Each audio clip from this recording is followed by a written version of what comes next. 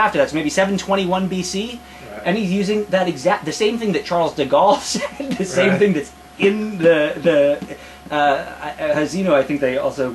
I mean, it's amazing the persistence of these sorts of characterizations of the Jewish people. So those anti-Semites, they're doing something right because they've been working with they've been sticking to the same prayer book for quite some time.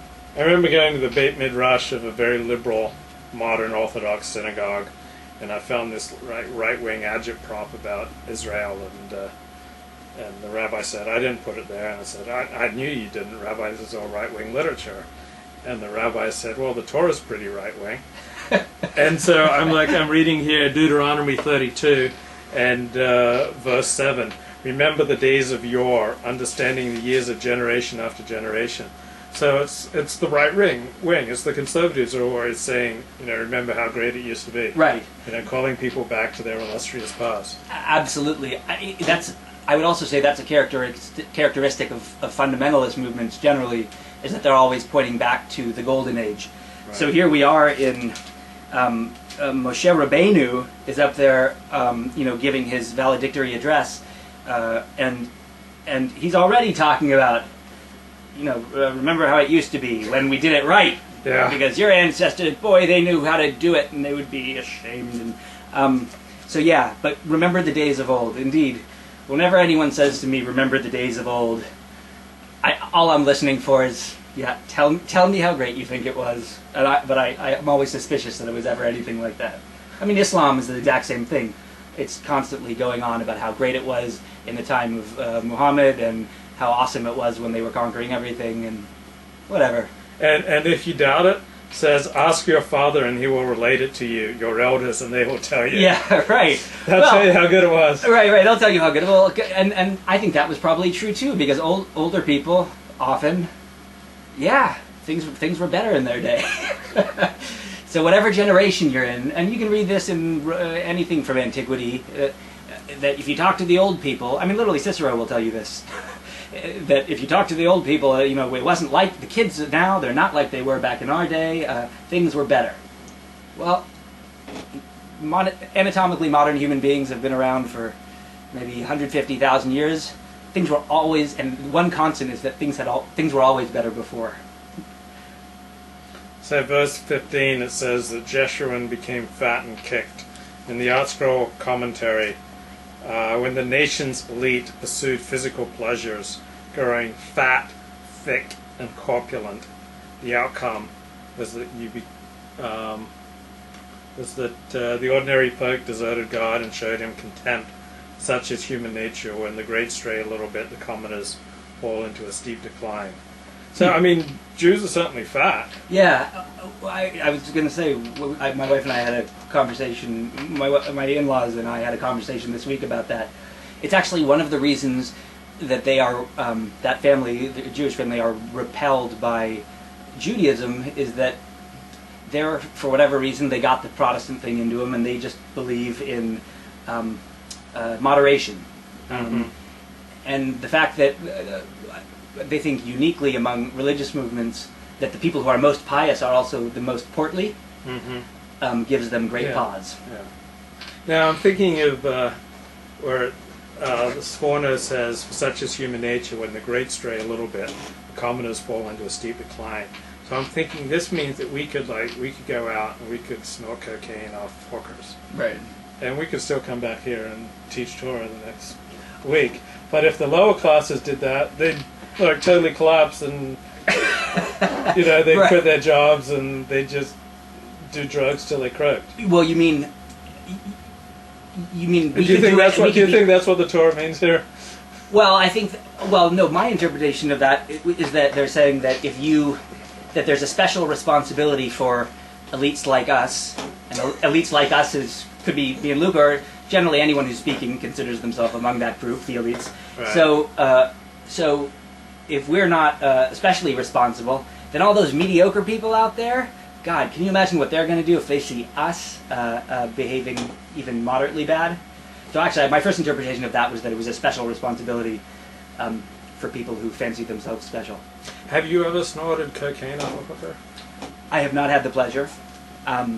I'm young. I mean, that to me seems like the height of decadence. Yes, A coke and beautiful hookers. hooker Yes, get a hotel room, get a lot of cocaine, Right. and you put it on her thigh. You spread out the cocaine, and then you. right. I That agree. seems to me the very epitome of that decadence. I agree, and it's funny because in Judaism, wine is kind of and meat are kind of symbolic of pleasure in life. Actually, in the past, I have used coke and hookers as my Right. as my version of that. So, like when, Right. when I got if I would get a lot of money, someone would ask me what I would spend it on. I would say coke and hookers. Like what else? Right. And I was only half joking because whatever I was saying, I'm going to have some fun. Right. Yeah, did you ever read The Wealth of Nations by Adam Smith? I did, yes. So he talks in there that there are a lot of vices that the middle and upper classes can commit with relatively little harm that would destroy someone in the lower class. And I think coke and hookers is a good example. I'm sure a person of discipline can use coke and hookers in moderation. Yes.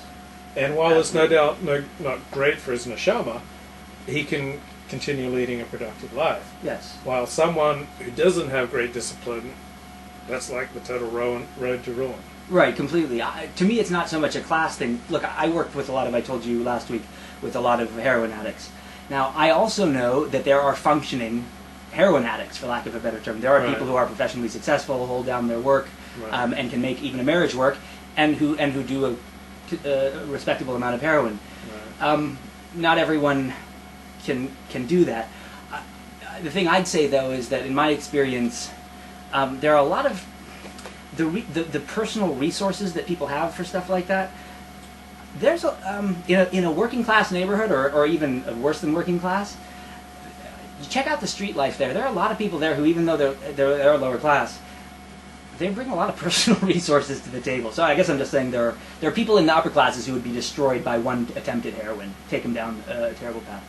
And there's people in working class who can handle it. Do you think that alcoholism and drug addiction is a disease or a lack of moral will? I wouldn't characterize it as either. I think it's a lack of Discipline. self-discipline. Yeah, I think it's a lack of self-discipline. This Yeah.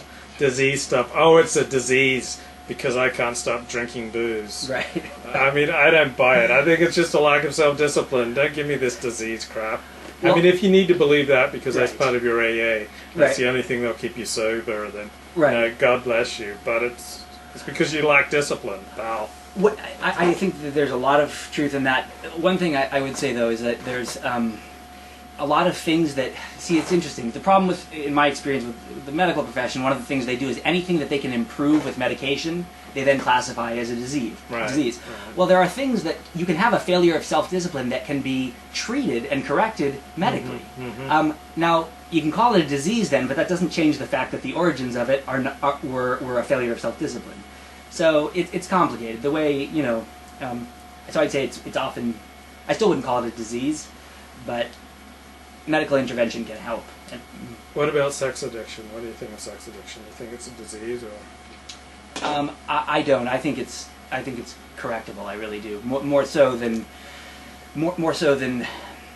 See, the thing with heroin addiction, in my experience, is that a few people actually couldn't kick the physical part. It was not as hard as what came next. But I think sex addiction, especially, I guess for reasons I won't try to articulate, is correctable. Yeah, without believing it's a disease. Yes. No, I mean, because a disease is just that's just someone else's term that they told you applies to it. The question is, how is it a problem in your life? How do you want it to be different? And then you think it through and figure out how you're going to do it. And I think it really can be done, especially with sex addiction. Like if you go out and you see this gorgeous woman, and then someone tells you, just imagine there's a man out there who's tired of having sex with her. Right. Like that just blows my mind, but it's true. Well, you can't blow your mind that much. You see gorgeous women, and then you realize that the guy that's been tapping her for 6 months or a year, he's so tired of it. He's so tired of it. Yeah, it blows your mind, but then you've been there also. So, yeah, I've been there also. It's like, so men are. It's such a brutal truth. It is a brutal truth. Yeah, I don't know. There's nothing to soften that with. It's just a brutal truth. There are people who make long-term sex really work, but couples, but